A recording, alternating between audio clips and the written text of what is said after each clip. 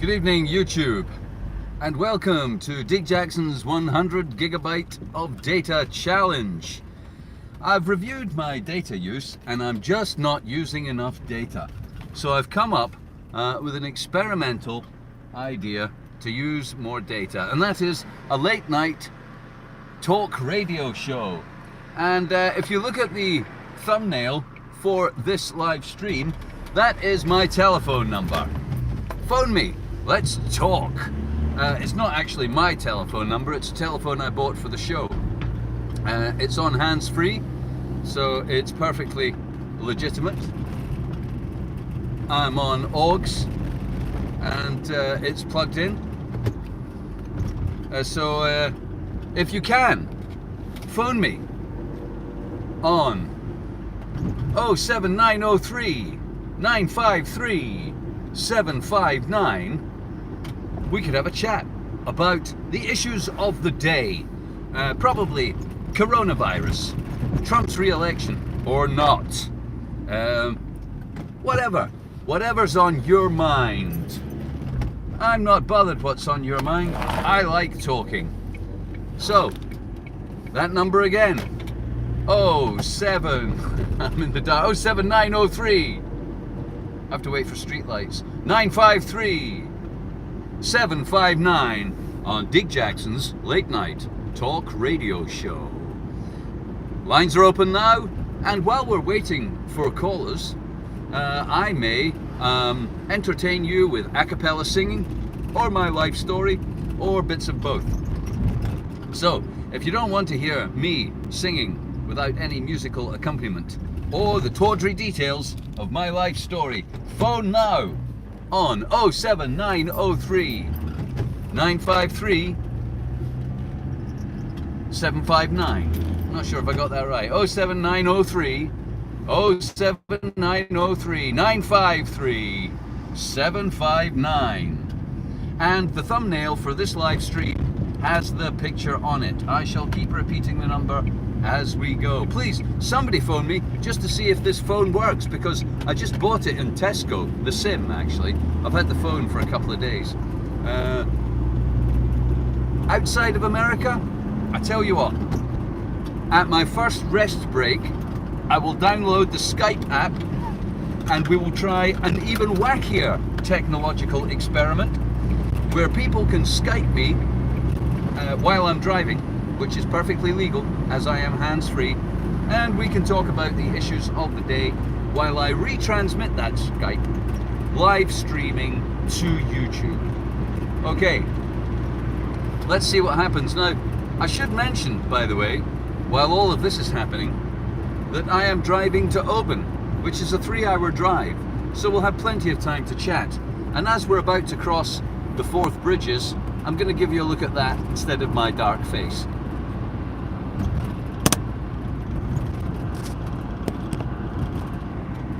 And I can't read any of your text comments. Really, it would be unsafe and illegal for me to do so, although I appreciate that you're sending them in and that I am receiving them, but I can't actually read them. Lines are open now on 07903 953 759. All you night birds out there. This is Deek Jackson through the night. And if nobody calls in, like I say, I'm going to sing a cappella or tell you my life story. Once I've finished this coffee, all right, because I've just bought a coffee, and so I'm going to drink it. So in the meantime, I hope you enjoy the road. We're crossing the Forth Bridge.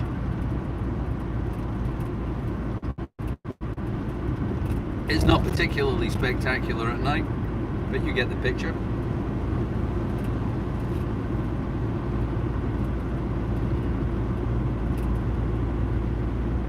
Thanks for tuning in, whoever is sending that text comment. I really can't read it. Not only would it be illegal and inappropriate for me to do so, but I'm not wearing my glasses, which I need for reading while I'm driving. Also, they're bifocal sunglasses, which would make it doubly dangerous. So, 07903 953 759. I've received a text message. I don't know what it says because obviously I can't read that either. I hope it doesn't say, your phone's not working. I'll tell you what I'll do.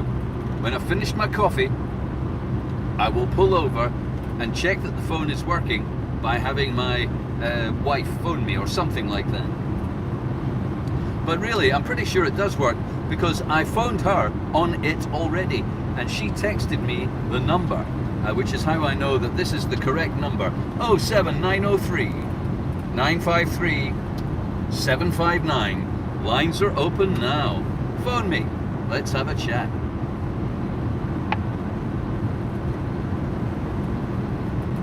Otherwise, this will be 3 hours of me telling you how my dad didn't love me and my mum didn't want me, and I never got the puppy that I wanted for Christmas, you know, shit like that. So, and or singing Frank Sinatra songs badly out of key.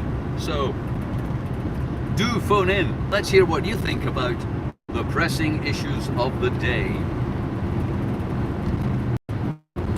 Or just kick back and enjoy the music.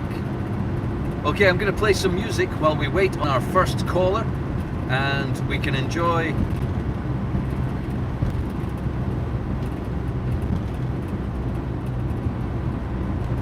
I see I've received a text message anyway, so I know the phone is working. So until we hear from our first caller on 07903 953 759, lines are open now. Let's listen to a little music.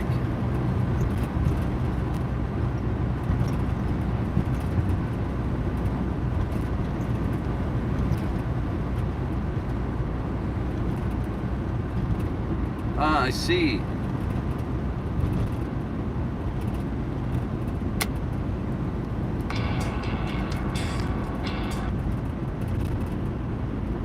All right.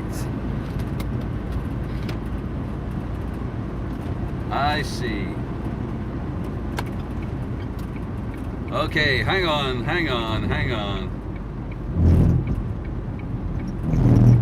It's the aux cord has come out.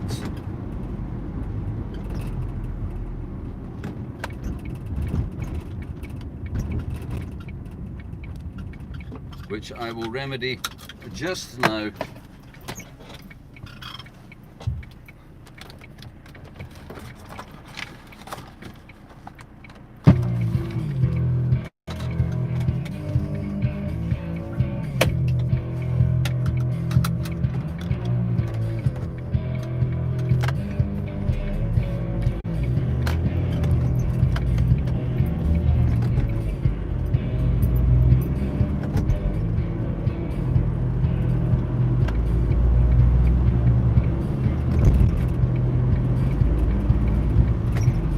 Okay, so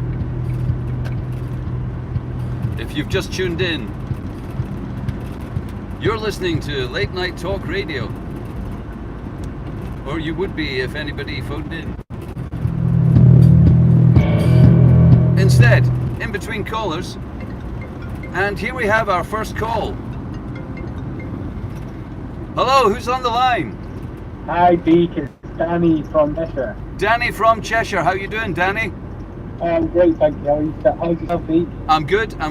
What's on your mind, Danny? Well, I've just been really enjoying your 100 gigabyte challenge. Watching you go up and down the bonny sights of Scotland, and also looking at Dunfermline, the land of the kings, where you reside. Well, that's sorry. Yeah, it is the ancient capital of Scotland, Dunfermline, for fans of history. Yes. No, but it's been fascinating watching you, and also I've enjoyed everything you've been doing, and using new songs and everything. Excellent. Well, thanks for that. What are you thinking about the current coronavirus pandemic, panicdemic? Oh well, that so nobody's dying of it, and the cases might be up, but there's nobody in the hospital, and it's just a complete fucking farce. It is a bit, isn't it? I rechecked again today. More people have died of flu. Yeah. I keep checking because I keep thinking it might not be true. It might be a conspiracy, but it is true. More people have died of the flu. Deek, I've got a suggestion for you. Yeah. Right, so instead of like going and buying McDonald's coffee and buying coffee and things like that, Yeah. you could get a little adapter in your van, and you could like plug in a travel kettle and make your own coffee. Man, I've got a gas stove in the van, and when I am away from civilization, if you can call it that, when I'm on, you know, when I'm in the countryside, I brew my own tea and coffee at the side of the road. I do. I tell you what, the thing about McDonald's and Costa is, first of all, there's a Costa coffee machine in every petrol station in Scotland. So if you're on the road, you know, by the time you put 20 quid in your tank, you're as well spending another £2 and having a cup of coffee and getting back on the road to get back doing the miles, as it were. And also, when I go to McDonald's, it's for the Wi-Fi, because I need the Wi-Fi to upload the archive of the videos. This is apparently how it works. When I do a live, sorry. Or they've just gone missing or something, you know, like there's hardly anybody speaking the truth out there anymore, really, and the internet's kind of censored, isn't it, if you want to look for any information or documentaries? It is somewhat censored. I'm not sure if I am shadow banned or something, but honestly, man, I've got 25,500 subscribers, and when I do a show, 100 people turn up. Yeah, and I think yeah. Many of them say to me, I didn't know you were back or doing this. Yeah, exactly. Well, you know, there's this thing they can, like, there's a little bell they can put on your notifications. They can have notifications on their account, so you maybe need to, like, push that a little bit. Yeah. You know what, Danny? I discovered that recently, and it made me question the whole, because I'm not really, I'm not paranoid or sweating about whether or not I'm shadow banned or who's tuning into the show. I like what I do anyway, and I enjoy doing it, so I don't really mind. But what you were saying about the censorship on the internet, I think it's less censorship and more swamping with shit, you know? Like, if you want to hear alternative points of view, they are out there, but for the masses, for most people, they're swamped with shit that will just completely obliterate it, so hard to find. I agree with you. So, really, I have a question for you then. So, what do you think, in a year's time, do you think it's the same? Yeah, my life changes all time, and I suspect all of our lives will be changing right off the virus pandemic.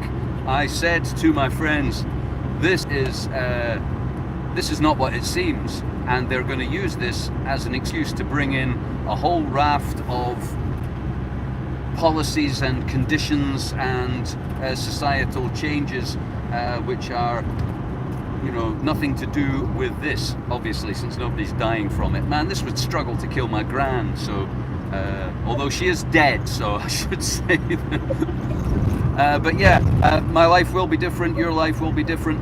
They haven't even begun yet, I would venture. There's more shit coming down the pipe. Yeah. All right. So another question for you, Deek. When did you like wake up? About 10:30 this morning, I think. I've got an alarm. It goes off about 10:30. I really like, you know, like what year? Did when the Twin Towers got hit? Were you already awake before then, or did you wake up after that? I have to tell you a bit of my life story, which I was going to anyway on this long journey. I went to a lot of different schools when I was young. I come from 3 broken homes. It wasn't my fault, honestly. They just kept dropping them. And I was born in Dunfermline, but I lived all over Britain and Bahrain for a while in the Persian Gulf. And when I came back to Scotland at the age of 13, I went into first year in a high school in Dunfermline, and it was a total culture shock. I had been living in the New Forest in England. Where are you from, Danny? Cheshire. Cheshire, very nice, I believe it is, isn't it? Yeah. It's somewhere between Somerset and... Well, where is it? Tell us where it is. Cheshire is between Liverpool and Manchester. All right, Liverpool and Manchester, a bit further north than I thought. Yeah. Well, I'd been living in Dibden, Purloo, next to the New Forest, with my gran. Beautiful. I went to a school there. It was all, corduroy trousers, leather patches on your sports jacket. Call me Dave. I'm not Sir. Would you like to play the drums in a jazzy improvised fashion at lunchtime? Yeah, that was my high school. That was my high school. Then I came back to Scotland, and my mother was a single mother, and she'd just escaped from a relationship down south, and we were housed in a top floor flat in Scotland's most deprived housing estate, where they set fire to the buckets and stone the police and the fire engines when they come. Yeah. So that was a bit interesting. And then it was 1977, it was the Queen's Silver Jubilee. I'm living in a real shithole. It's a total deprived area. The people there are poor, broken ex-miners. It's the Queen's Silver Jubilee. It's the year of punk, God Save the Queen, the fascist regime. And the people of Abbey View are having fucking street parties for the Queen. I couldn't believe it. And it opened my eyes, because I was thinking, wait a minute, the Queen's a fascist scumbag who doesn't deserve her wealth or privilege. And these poor, broken fucking people living in shit are having parties to celebrate how long she's been reigning over them. And that was it for me. I started to see the world differently from then. That was 1977.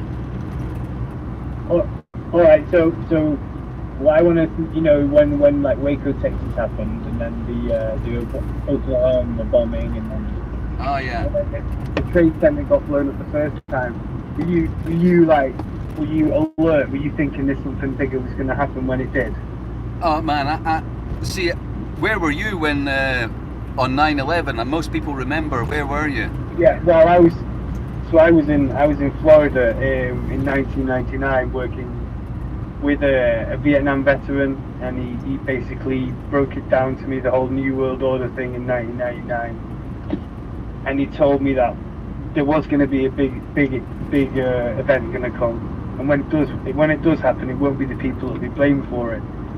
So I like basically when it happened, then I realised that the information I was told 2 years before was like legitimate. You know what I mean? Yeah. Well, I don't know if you're familiar with some of the videos I've made about the New World Order, but I already knew we were living in a fascist tyranny of corporate hegemony. So I didn't consider it so much a New World Order as meet the new boss, same as the old boss. And man, when I was growing up, I was a huge fan of the Second World War in a kind of heroic sense. But after getting interested in history from 1977 onwards, I can assure you much of the story of the Second World War is a giant lie. It's a false flag. The narratives that we were presented about the Second World War and the post-war peace and peace, freedom and democracy, it's all lies. It's all total fucking bullshit. And from the age of 13, I grew up coming to terms with that and realizing that I really didn't want anything to do with it. And so I didn't pursue a career. I didn't plan to take part. I didn't plan to help. I didn't plan to agree or comply or obey. And that's kind of how I've spent my life. Not agreeing, not complying, and not obeying. Exactly. So that's back to the point when you said, how do I see everything going with the coronavirus? That it's all really just a continuation of the same bullshit. It is. It's like Kennedy getting assassinated in '63. You know what I mean? It's going through different generations, and but it's all the same shit. I have a more worrying suggestion, and I'm not just suggesting it to you, but my imagination suggests it to me, one of the ideas that I'm engaging with at the moment. And that's kind of how I describe thinking. I don't mind thinking anything. I can think whatever, you know, comes into my head. I'm currently engaging with the idea that's being suggested to me by my imagination that they're going to kill us all. That's one of the things that I am being suggested to myself by my imagination, because there's too many of us. Yeah, but they're kind of right in a way, aren't they, though? Oh yeah, man, if I was a farmer, I'd totally go out in the field with a shotgun and off a load of sheep. I would. Man, if I was farming this planet, I would be out there thinning the herd. Totally, man. And you can just spin around thinking about it for hours, but you know, I think that what you've got to do and what I've got to do, what everybody that's listening now or listening at a later date, what everybody needs to do is accept that what's going on around them, and there's some things that they can control, and there's some things that they can't control, but ultimately it's quite selfish. But it's like, how, if they hear a piece of shit news, how does that affect me? Is it something like, why am I going to start crying and going crazy about a quarantine camp that's happening in New Zealand? Because I'm in England, you know? It's like, yeah, man, I object to being made to... They try and make you feel things about what's happening. They try and make us all anxious and get us wrapped up in some mental activity which is a distraction, not only from you enjoying your life, but also from you seeing clearly.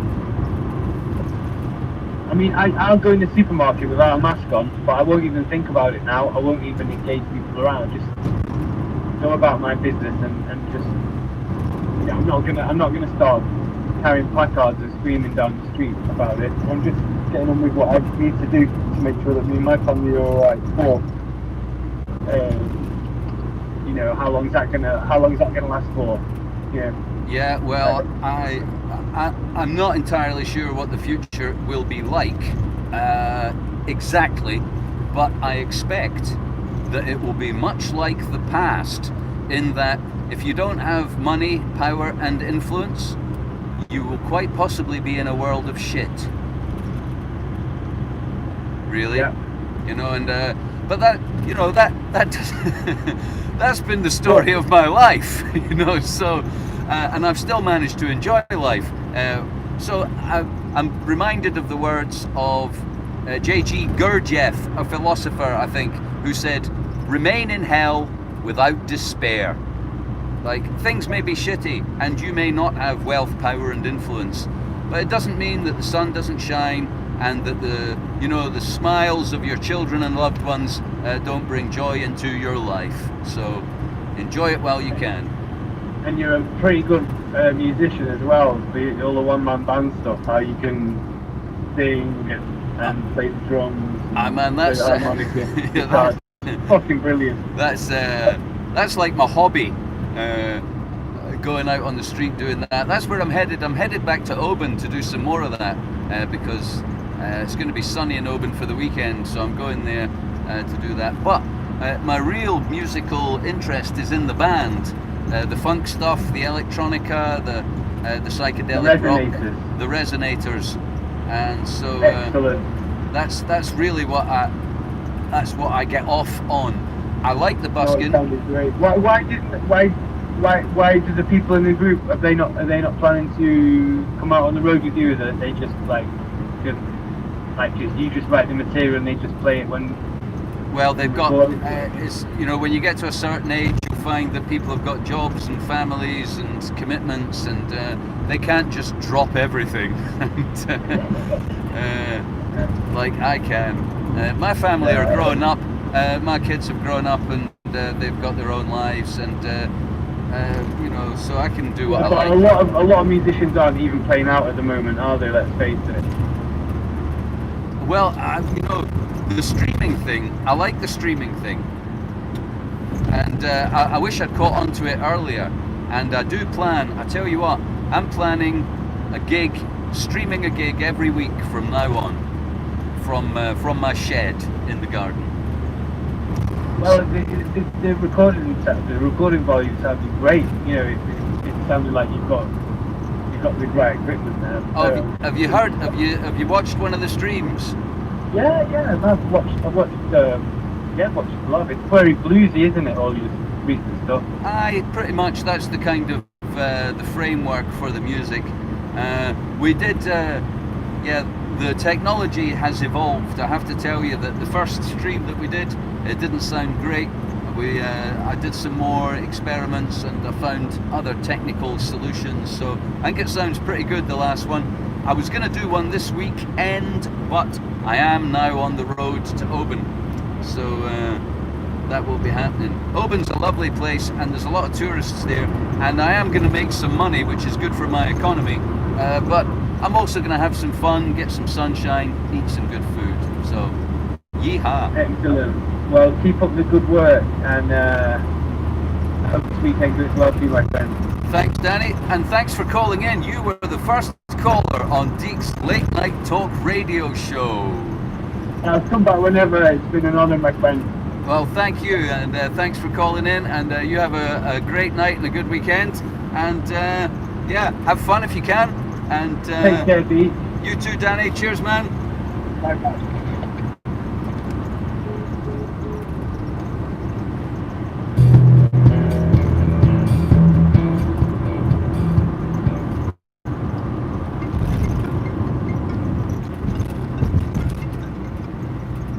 Hello, who's on the line?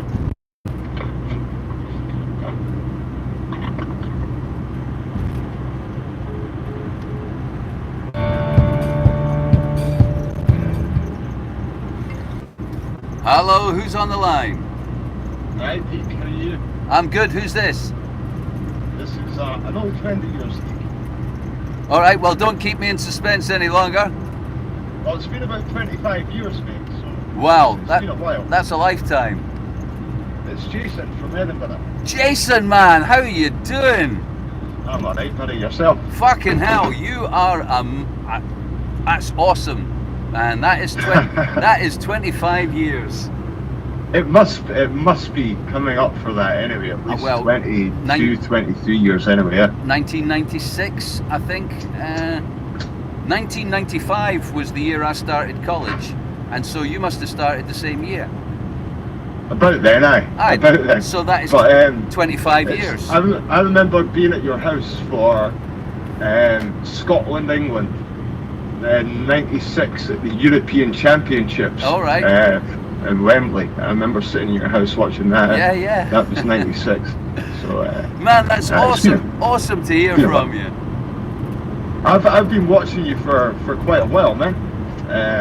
Watching your content on YouTube. Excellent. Very entertaining. Excellent. It's great to see your face, you know, and just watch what you're doing and see that you're keeping up where your head was at when I knew you back then, and where your head's at now. Nothing's changed, man. Well, you're still the same attitude. Yeah. It's hard to change who you are. You can change what you do, but who you are is probably,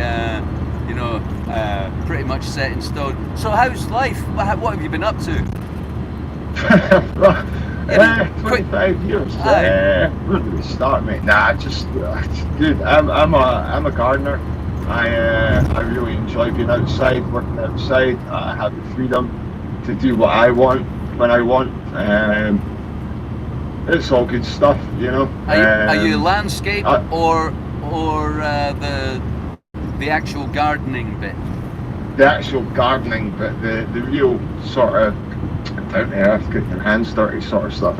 Well, that's sorry. That's what? Interesting. So I'll just for those people listening, just give you a little background here. Jason and I both studied film and television at college in Edinburgh, and that's where I met my wife in Portobello, as you know. And yeah, I know that, but that's what I was wondering. I've been watching your challenge for the last couple of days. Heard you mention the boys a few times. Great to see that they're healthy. I love the dog. Oh yeah. But I was just wondering if you and the missus were still together. If you're yes, we still, are. Yes, yeah. it's That's great news, man. Brilliant. I hadn't heard you mention her, so I was just kind of wondering Well, for myself. I don't know how much you want to broadcast in this. I know. My life's an open book, but my wife isn't. She likes her privacy. Obviously, the fact that I have a wife is public knowledge, and so I'm free to discuss that. But she doesn't want to appear in any videos. In fact, today, she was walking the dog while I was doing what the papers say this morning, and she said, "Don't you be bloody filming me." So yeah, no, is she keeping well? Aye, she's good. She misses Portobello. Yeah. And she would love to move back, but it's too expensive now. Still there now. Our mum moved to Spain, and our sister lives in America, and our brother is moving to Spain to look after her mum. Okay. Anyway, well, so that's all very personal stuff. That's all very interesting to you and me, Jason. But what do you think about the price of cheese? It's I think it's going up, is it not? I think it is. Although, everything else is about to. If you've watched my stuff, you'll know that I have observed that the cost of donuts has remained very stable over the years. That's unusual. And I like donuts, so it's a good thing that the economy has maintained the cost of donuts. You can still buy just about 10 donuts for £1, which is great.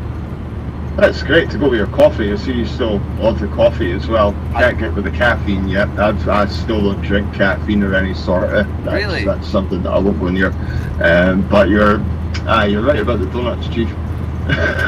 So what? It's as long as it's got sugar in it. You know what I mean? That's the main thing. Well, I don't take sugar in my drinks, so I think maybe donuts is my way of getting a little sugar buzz going. Got you. I don't do Coca-Cola, I don't do fizzy drinks, I don't do any of that shit.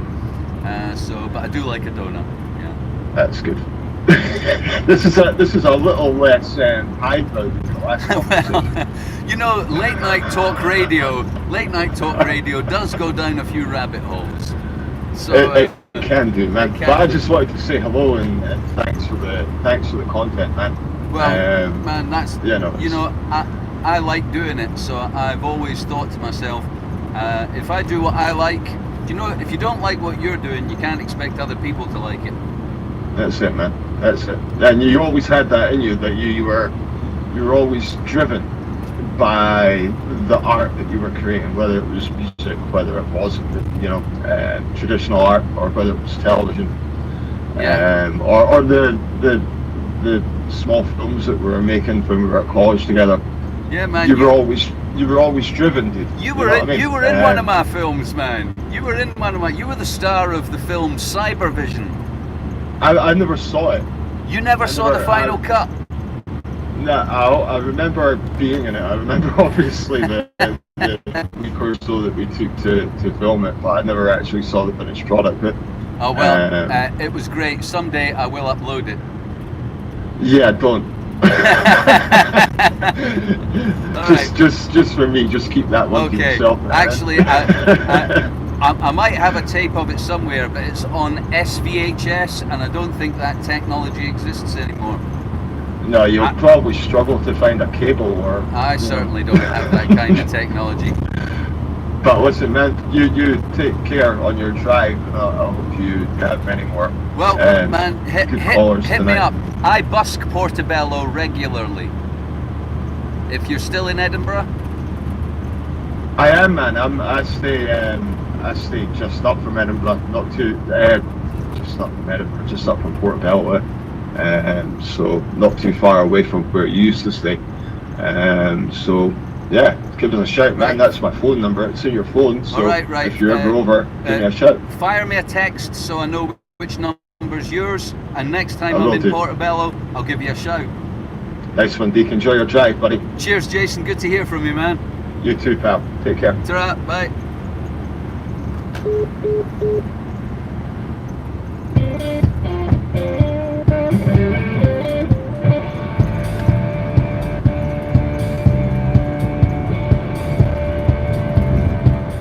Well, that was a a blast from the past. An old college friend of mine there, and it's been such a long time, obviously, since then. Literally another lifetime ago. So the lines are open, and if I get to a street light, I will read out the number again.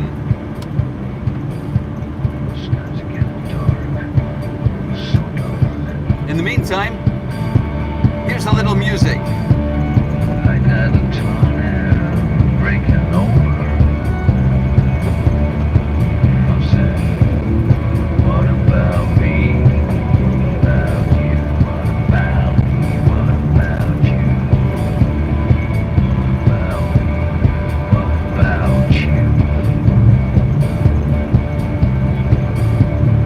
Life is getting hard, much harder. Skies are getting dark, darker. Yeah. What about me? What about you? What about me? What about you? Must have been something that we could do.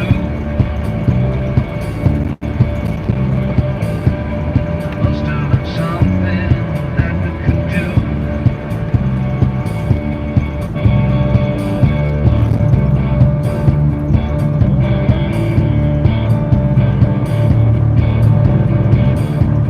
Skies are getting dark, so dark.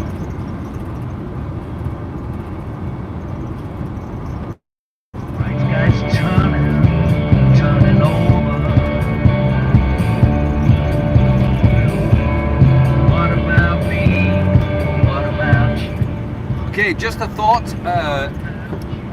for anybody out there who is on YouTube and can look at the thumbnail of this stream. I'm in the dark right now. I can't see the telephone number of the phone-in line. So if somebody who can see the thumbnail could post a message in the chat column with the telephone number for any new arrivals to the stream, that would be great. Thanks. When I get to a street light, I will read the number out again repeatedly.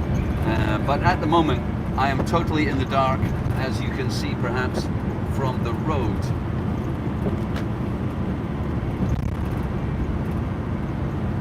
So, if once again, if anybody can see the number from the thumbnail and read it out, that would be great. I am approaching some street lights, and I should be able to read out the number shortly.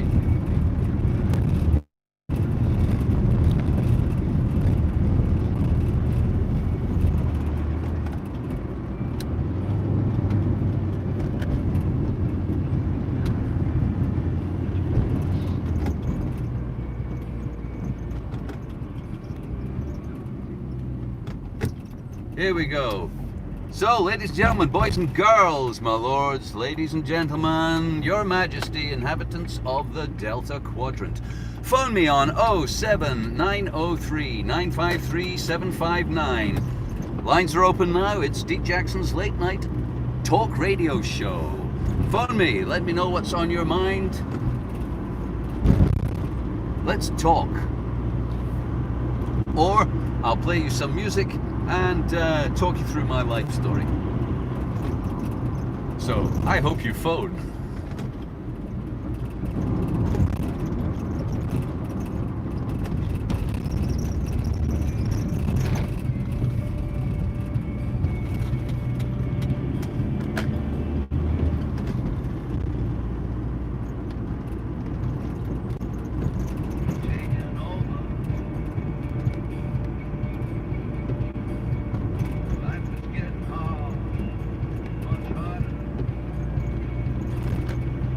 And I can't read any of your text messages. That would be dangerous and inappropriate. So if you want to take part in tonight's show, do please phone in. I'm back in the dark now, so if anybody there who heard me read out the phone number can post it in the chat window, that would be great.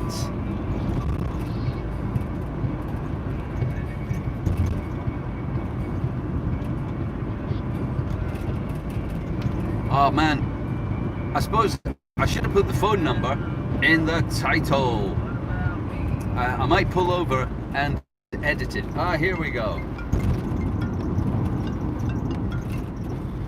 Hello there. Hello, Who's on the line? it's Mick from Dundee. Mick from Dundee. How you doing, Mick? What's on your mind? I like the watching your busking videos. Excellent. I hope you like a bit of folk and blues. So what I wanted to say was, what resistance have you been finding to the no wearing the mask? Yeah. With the immediate demonizing non-mask wearers. Well, I tell you, the bigger the corporation, the more resistance that I meet. When I go into little small independent shops, they don't give a fuck. They're glad to see you and think that you're going to spend some money. Mm-hmm. But the bigger the corporation, the more the employees are under the yoke, and the more they're compelled to give you grief. Yeah. And Well, I was watching that when it was at supermarkets and the mask wearing's like nearly. So I'm watching Channel 5 the other day, and here's Anne Diamond and the crew on that Jeremy Vine show saying that mask wearers are demonising mask wearers. So subsequent to that, in the next couple of days, 2 or 3 people in the local have been getting resistance to shops and customers and stuff about masks. so you're saying Anne Diamond was slagging off people who wear masks? But no, they didn't wear masks. Yeah. Conspiracy theorists, internet. Yeah. Aye, well, there's a brush that's handy to reach for, isn't it? Yeah, because I'm thinking they're trying to turn the vote against. Well, that's what I encounter. Bullies for the state, proxy police agents, and enforcers, unpaid enforcement agents. Yeah. And it's unpleasant. I see my image that says, I'm autistic and exempt from wearing a mask. And because sometimes it's happened that I've said, I'm exempt, right? Sometimes nobody says anything, but sometimes somebody says, oh, do you have your thing, right? The first time I was in Cash Generator and they said, have you got your thing? And I went, what thing? I don't need a thing, I'm exempt. She says, oh, if you haven't got your thing. And she made a little rectangle sign with her fingers. I left. You can print out a card that says I'm exempt. Now, this is beyond fucking absurd, yeah? You just like fucking nuts. So, I don't have a printer, at least that's what I'm saying. So I just put it on my phone, saved it as an image, and the autistic one. And when somebody asks, do you have your card or the thing? I whip my phone out and I show it to them, and while they're reading it, I stick my tongue out sideways. Now, I'm not saying that autistic people stick their tongues out or that. I'm just taking the piss out of them. Yeah. I'm taking the piss out of the situation, man. Everybody's exempt. It's not a law. Everybody is exempt from wearing masks. And that's my attitude. I don't need a medical reason. I'm exempt. Hey, do you know what? I've just had an idea. I'm going to doctor the image so it says, I'm artistic. And I may make that available somewhere as a download for 50 quid because there are people cashing in. I don't know if you've noticed, Adidas masks, Nike masks. Everybody's cashing in, hand gels, everything. It's just adverts everywhere. It's getting pretty weird, and it's not going to last anytime soon, is it? The whole situation. I expect things to get worse. I do. Yeah, that's what I'm thinking. It's this is the tip of the iceberg here. Yeah, totally. This is the thin end of the wedge. There's more coming, and it'll become more unpleasant. I mean, the people I tend that are scared to go to shops without masks and stuff, and I'm telling them to be brave and stand up and be counted now, because otherwise we'll be dragged down the road to the other restaurant. Yeah, I feel there's a certain inevitability about Yeah. the steamroller that is coming for us. Yeah, I mean it's. Did you see the thing on the troll dolls with the private genitals button? I didn't know. What's that? No, there's the new troll doll for the troll movie 2020s. Somebody bought it and discovered a secret button on its genitals that make it say happy times. What, like, oh, baby, oh. Yes, it's been 10 people Wow. went to the hospital and everything. So. I'd be more likely to buy it because of that. I didn't know they existed, and now I want one. Yeah, that's just recent. Yeah. Yeah. I think they're off the shelves now, like, but there was a uproar with it. But I mean, the whole thing's interconnected. What does your imagination suggest the future is going to be like? What's your nightmare future? Well, the nightmare future would be tracked and traced and biometric face scan and zero cash. Jobs for everybody regularly, mandatory everything. That's the nightmare scenario, isn't it, really? Yeah, I mean, we're only a step away from that, like. Yeah, I mean, I'm thinking, like, now's the time to stand and be counted, or it's already over. Aye. On that topic, though, where do you stand, and what do you, what are we fighting for, and who would we be fighting against? Well, I mean, I wouldn't say be fighting anybody, just be not compliant to any of them nonsense, needles, tests. Yeah. Anyway. I'm with you on that, and I totally agree that simply not complying is the fight. That's the fight for me. I will not comply, obey, agree. I won't be having it. However, let me just describe a potential future for you, because I was recently told at McDonald's, it's the law. You have to complete track and trace. The guy at McDonald's told me that to my face, and it's not. But everybody else who was standing there didn't do fuck all but fill in the form and hand over their phone number. Now, if 99% of people totally comply, it does seem somewhat irrelevant what you and I do. Yeah. They don't need to round us up and put us in a camp because they've got 99% fucking success rate. Yeah. And that, it's bleak, isn't it? well, I somewhat think it's not my preference. The world, the future that I think we're headed for is not my choice. It's not one that I like the look of.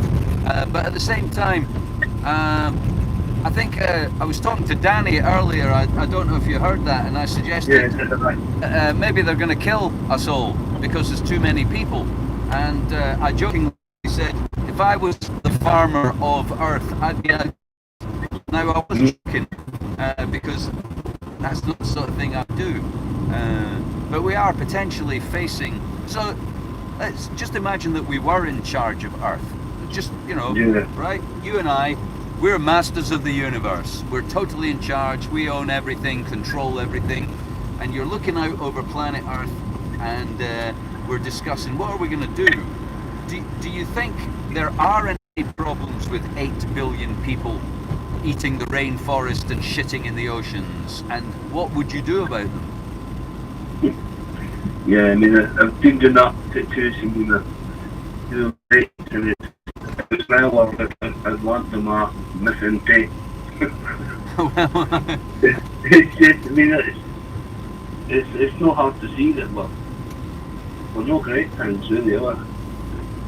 We're not doing a great job of looking after the planet, but there's a part of me who's a science fiction fan that thinks, maybe our destiny is to chew our way through this planet, build a giant spaceship and travel to the stars. So that's not such a bleak future, the sort of the space between here and interstellar travel might include, you know, a culling of the herd masses. There's a whole sort of spectrum of human behaviour which is out of my control, but which might unfold in front of my eyes.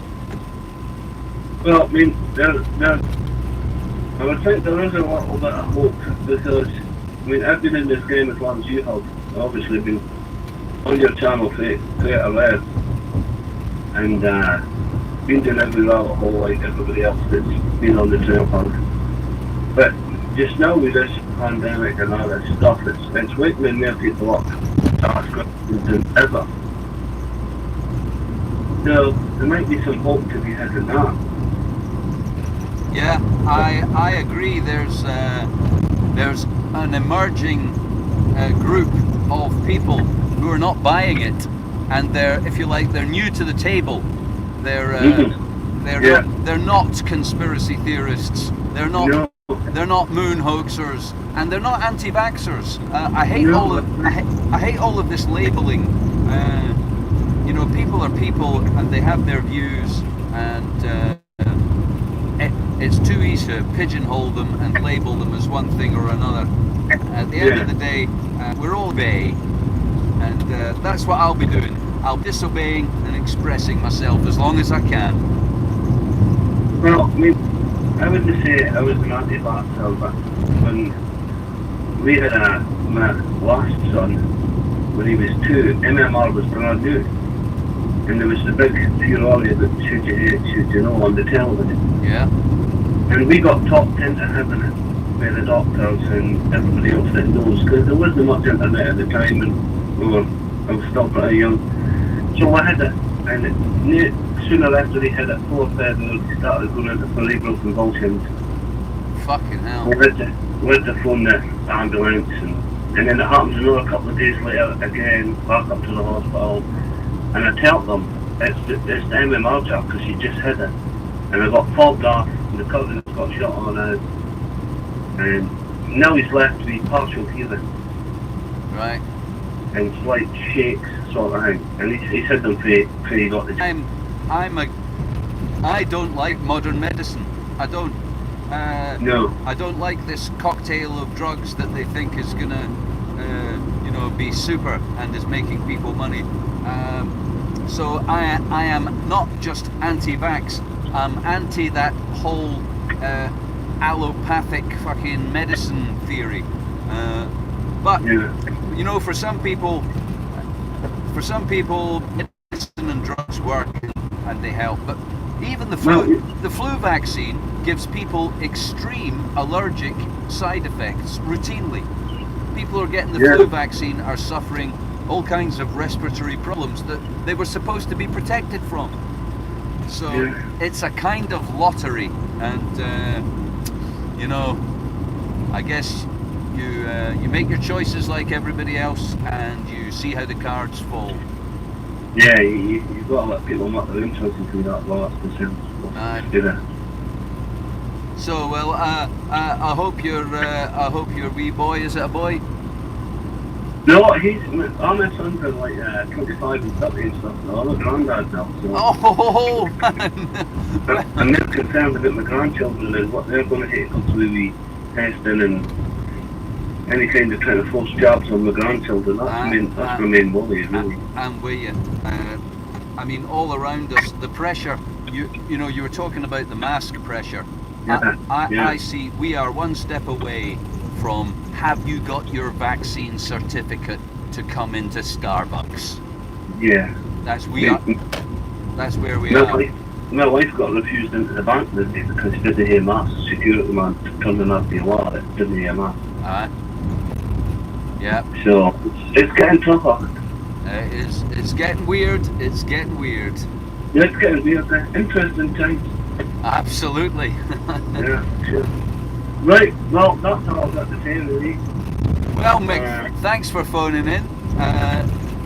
It's good to hear from you, and nice to hear a bit of your life story and your thoughts on what is going down. And I wish you a good night and a fantastic weekend.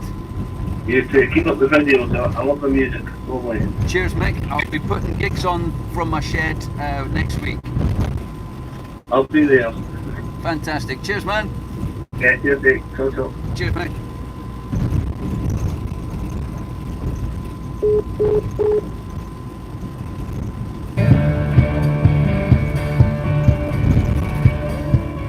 Must have been something that you felt.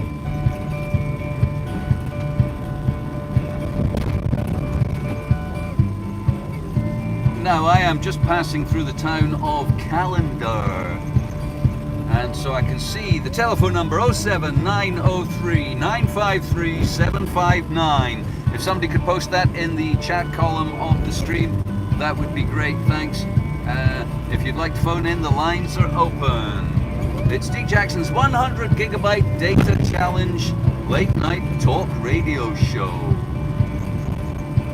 I really do need to use this data more. I checked today, I have only been using on average about 2 gigabytes a day, and to hit my target of using 100 gigabytes in 1 month, I need to use 3.3 gigabytes a day, I believe. And so I'm 1.3 gigabytes a day short.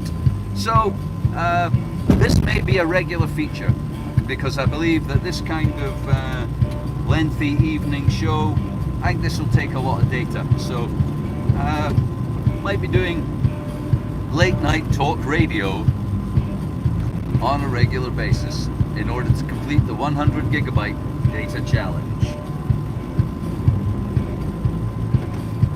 So phone me, let's talk, let's know what's on your mind, let's know what's going on around you, what's happening, what you're thinking. If not, I will play you some music and tell you my life story.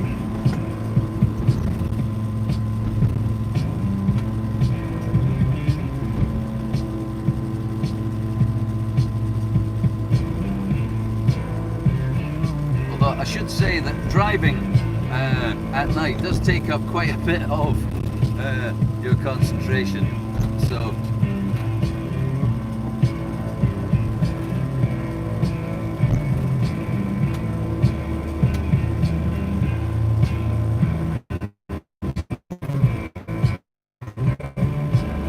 currently behind a truck.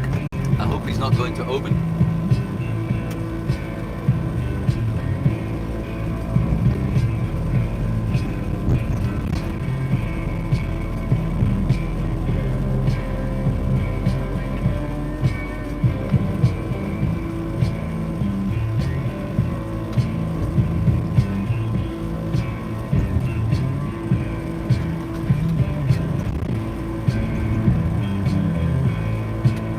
Well, you can live your life many ways.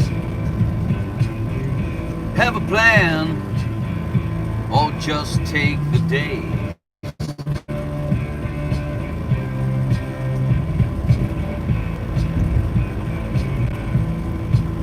Yeah, you can live your life many ways.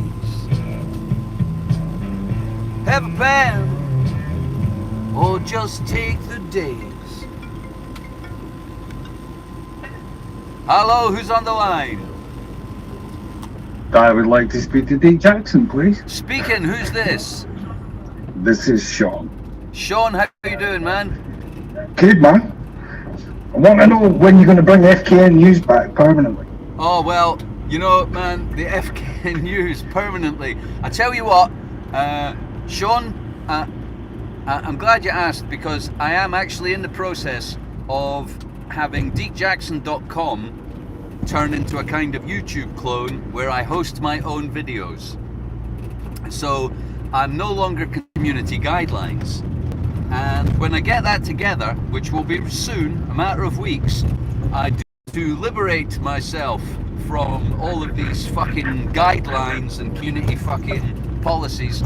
It will be, I assure you, there will be fucking dead babies, shite, fuck the Jews. It will be a fucking orgy of everything YouTube will not let you do.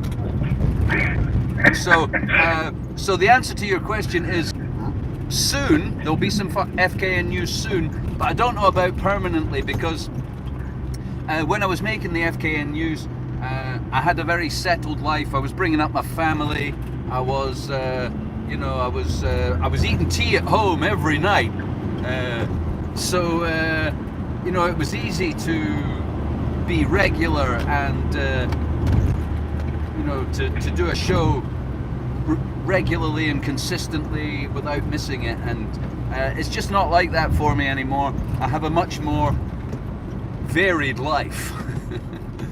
Just for instance, I am right now on the road to Oban, and I'm going to spend the weekend in Oban, living in my van, on a telephone. So it just wouldn't be possible to make an episode of the FKN News. You need technology. I need my desktop and my editing software and my green screen and all that stuff. So I will make an FKN News, or several, and you'll be able to watch them uncensored and unfettered on deekjackson.com real soon. That's exactly what we want to hear. So how are you doing anyway? What's going on with you? What do you think of the price of cheese? Price of cheese is too expensive, but that's thanks to the European Union. Yeah, I'm with you. Just been going through the stuff regarding this Scottish Justice Minister and his hate laws that he's trying to ram through on Scotland. Oh yeah, I'm familiar with that, because it might make the Bible inflammatory material. Makes a white man in Scotland like a sheep. Now you see, I've started my own religion, so I've got a dog in this fight, because I want to be able to preach. I should be careful with my words here. I hate organized religion, and therefore, and I'm going to destroy it, or at least my religion is. That's what my religion says should happen. All the other religions on earth should be destroyed, for they are evil, which is just the same shit they say, which is why I'm doing it. And so, yeah, these new laws, they could trip over themselves. I think that's my take on it. They could make existing religions sort of victim of hate speech laws. Do you think? I think it's going to create a lot of counter-Daculas. Aye, man. Yep. I'm with you. You could be prosecuted just for saying, join the church, or convert to Buddhism. When does preference become hate? I don't like Christianity. Hate speech. When the feelings become enforceable. Aye. When does taking offence become fascist fucking bully boy? When they were holding horses behind the fence. So, are you a fan of Count Dankula? I'm familiar with the story. If you've been watching my show, you'll know that I support his cause. I support his cause because I support free speech. Absolutely. Regardless of how bad taste that was, didn't matter. It was comedy. Absolutely. And free speech. Yeah. I mean, I don't know do you remember, there's a famous quote, and it used to appear regularly. I do not agree with what you've got to say, but I shall fight for your right to say it. Yeah. I don't know who said that. It's quite a famous quote, but I used to hear it and read it quite often, but not so much now. And now we live in cancel culture. I do not... Peter likes state that one. That's what we picked up. Who said that? Well... Sure, it's something like Eisenhower. It's somebody from the mists of time, but yeah, David Icke cancelled. Alex... The epitome of the line, don't shoot them, isn't it? What he comes out with is like, what? You go and check it and you go, bloody hell, man. And then you watch him and go, fucking hell, man, you are a alien. But the stuff he's telling is pretty much factual. Well, I would say he is, he's prodigious. You know, he puts out a lot of stuff, and a lot of it is definitely on the money. Unfortunately. He's not missing much, but I don't necessarily agree with. I don't know. I don't agree with this. I guess, like, I like the idea that we live on one planet. I think people on planet Earth should start realizing you can't just go shitting in the water and pissing poison in the air, because it's everybody's water and everybody's air. So while I don't like the idea of exporting your entire country's economy to China and impoverishing your own people so your corporation can make a fucking fat buck, so I'm not a globalist. I think I'm more of an internationalist. I like the idea that we could all come together and agree not to ruin the planet, you know. But I'm not afraid. I'm not afraid of the idea of there being a certain amount of global consensus, you know. Since we do live on one planet, I don't think we can leave it to America to be great again and China to be awesome. I think we need to all come together on the planet to sort stuff out. But don't hold your breath waiting for that to happen. That's the trap, though, isn't it? We're all sitting waiting for it to happen, and the ball's rolling. Yeah. The United Nations is the answer to what you just said. Oh, we man. all come together, but that's a fucking satanic organisation. Yeah, I am Their not, logo's got a grid over the world. So they're just trying to enslave everybody. I'm not a fan of the United Nations. No. And they're the ones that are getting all the power right now because of the COVID. Yep, I totally agree. I've covered Antonio Guterres, the United Nations president. He said almost immediately that this started, oh yes, you know, when we rebuild the world after this, it won't be the same as it was before. No kidding. He's not joking. No, but they know exactly what they're doing. I think They've so. got the public like sheep. I think so. I think there is. There's maybe not an entire sort of global conspiracy, but there's a few cabals, there's a few groups of people who have an understanding between each other about how they would like things to turn out. Like George Carling says, there's a club and we're not in it. That's a good thing. Well, yeah. Because they're all just a bunch of guns. I'm not applying to join the club, but I am aware that there are people with more power, influence, and control of events than me.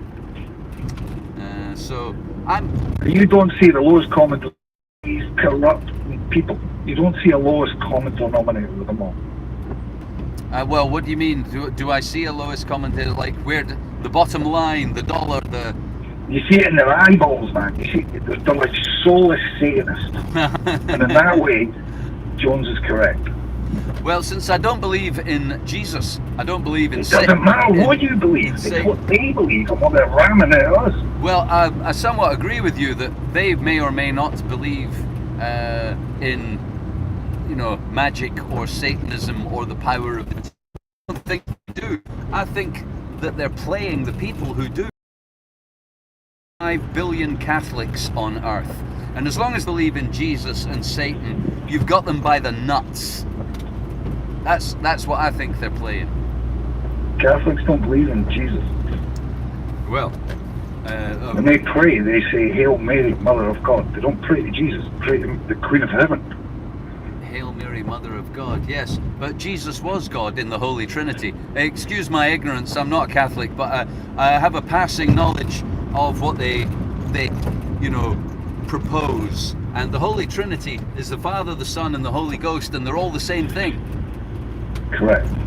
And therefore, when they're saying Hail Mary, Mother of God, they believe that Jesus existed because Mary was his mother, and they believe that Jesus was God. He wasn't the Son of God, he was actually God. Incarnate. Exactly. But I don't, fractal. Think of it as a fractal. I don't believe any of that shit. But I understand that people do, and because they do, they can be controlled because of it. And that's where That's not what the Bible tells you, actually. Because once you see the truth shall set you free. And the truth is the knowledge. And when the knowledge is in you, then it can tell you all sorts of rubbish, but it doesn't penetrate you. Well, like I say, you can believe in the world I live in. Somebody who believes in Jesus and or Satan is engaging in a delusion that will not imbue the real world with any effect at all. Like it's like believing like in fairies and or the old gods, the Norse gods, or the pantheon of the Hindu gods. It's all in your mind. Now, if that we lost a caller there. I am leaving civilization. I should say, Sean. Sorry if my 4G went there. I am leaving civilization. I am now entering the deep, dark forests and hills of Scotland. I'm approaching Lochern in the Trossachs, so I may lose the stream and I may lose the ability to receive phone calls, but don't let that stop you from trying.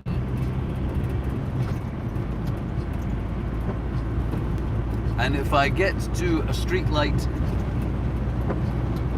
I will read out the number again.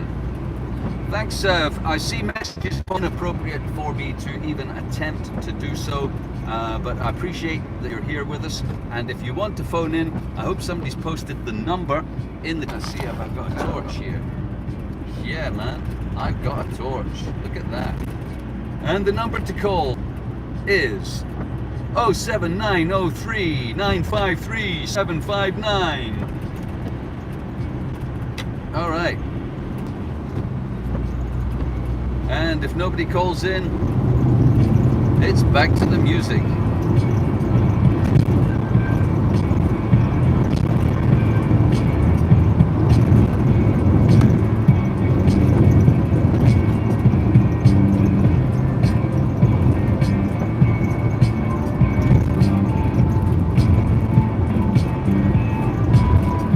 You can live your life many ways.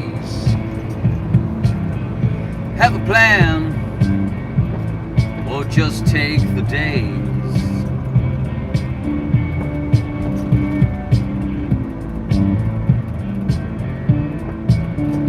You can find out what is right and wrong.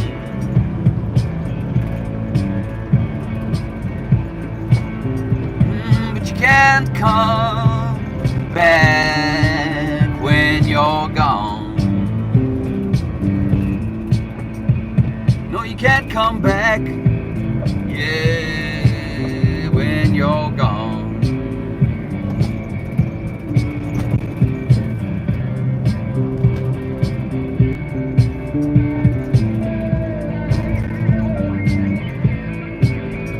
You can live your life many ways. Have a plan, or just take the days. You can find out what is right and wrong, but you can't come back when you're gone.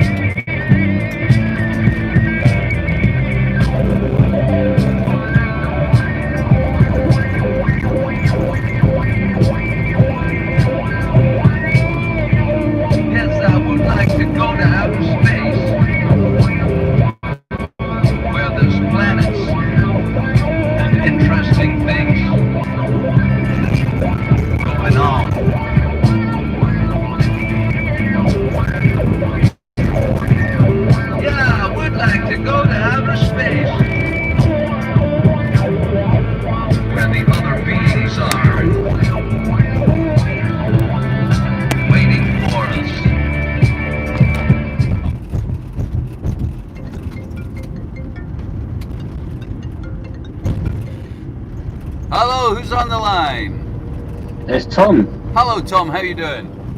I'm good, man. Love the stream. Thanks very much. What's on your mind tonight, Tom? I was just wondering, do you have a smart meter? Smart meter? You mean one of those electricity things? Yeah. No, just I thought they only send what's your energy usage data. They don't send anything else to us. There's no like identifiable information. well, they would surely know that it's my house. Yeah, but if they get a smart meter, they can record your data in real time, Yeah. and it's actually helping like stop climate change in a sense, because they're using it because renewables, they're kind of produced all over the place, aren't they? Whereas in the coal-fired power stations, it's just one big energy thing. I'll tell you one So of my. smart meters. Sorry, go on. I tell you one of my concerns, Tom. Let's just imagine that you had a certain facility in your house that came on every 12 hours and burned a lot of electricity, and that produced a profile, right? So that this profile, you could look at all of the data, and you could see that there's a certain number of people in the country who have 600 watts come on for 12 hours every day, yeah? In fact, they were, let's just say, theoretically, yeah? Because that would show up on your graph. 600 watts, 12 hours, boom. That would, I used to be an IT Scottish countryside, far from civilization. I've just passed, Crane I think, and I'm headed for Tyndrum, and this is about as deep and dark as you can get in this part of Scotland. So I appear to be connected at the moment. Tom, if you want to phone back in, that was an interesting conversation we were having. Smart meters are something I have thought a lot about. I believe the first generation are rubbish. They're buggy. They are prone to various failures and inexact data transmission or retrieval. The second generation have potential security issues to do with hacking and people accessing your data. I am not convinced that they help with climate change. We could get into the whole climate change thing if you phone back in. That was a particularly dark area of Scotland back there, climbing up the hill from Lochern to Crane It's mountainous and forested. So, smart meters and renewable energy. First of all, there's no such thing as green energy, in my opinion. The only green energy is energy you don't make and don't use. There's no way to make a solar panel, or a windmill, or a heat pump, or a geothermal mine at all without polluting. And I mean toxic heavy metal pollution, industrial pollutants, all of these processes, windmills, solar panels, heat pumps, geothermal wells, they're all massive industrial affairs that produce, toxic pollution on Earth. That's before we get into their energy bill. The energy bill, whatever you might think about climate change, the energy bill is considerable, and the idea of offsetting is a bit of a con, because the idea of offset is if you produce X amount of carbon in your enterprise, but you do something else which reduces carbon by that amount, or stores some by that amount, it's fine. It's not fine. It's not fine. It's like stabbing you and saying, here's a plaster. That we emit CO2 into the atmosphere is a bad thing. It's a bad thing. And no amount of offsetting is going to change the fact it's up there, having an effect in our atmosphere. So that's one thing. And like I say about all of those industrial processes, the best thing that could be said, I think, about renewable energy is it's less bad. It's less bad. And therefore, it's preferable. Smart meters, as I said, in theory, someone could be doing something illegal which involved electricity.